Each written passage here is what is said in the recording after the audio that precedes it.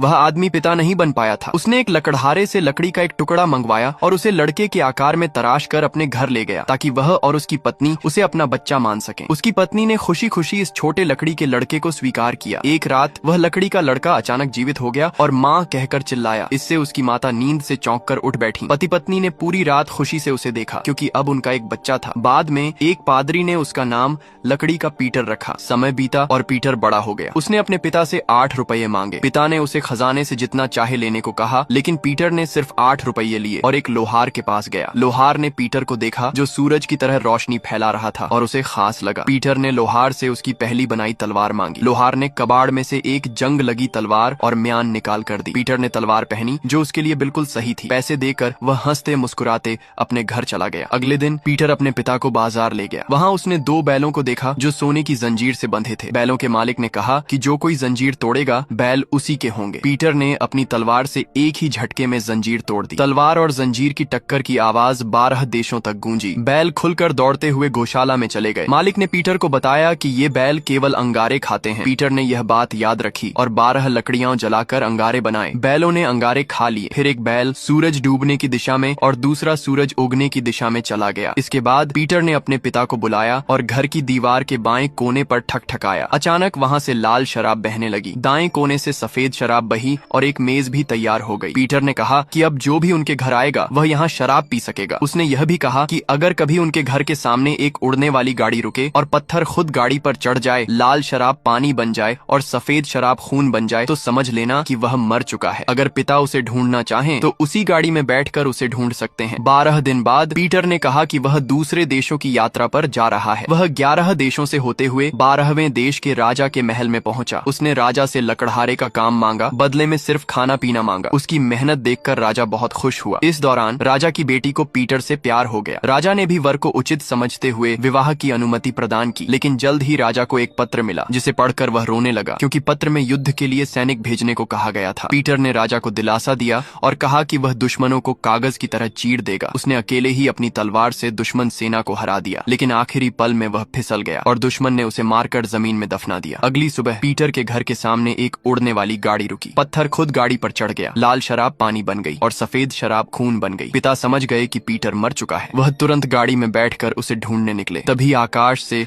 2 जादुई बैल उतरे। उन्होंने जमीन खोदकर पीटर को निकाला। उसका सिर और धड़ अलग थे और वह मृत था। बैलों ने अपने सींगों से उसके शरीर को जोड़ा और उसमें आत्मा फूंकी। पीटर नींद से जागा और महल लौट आया। अंत में राजा ने मंत्रियों को बुलाया और बहादुरी पर पीटर को गद्दी दी।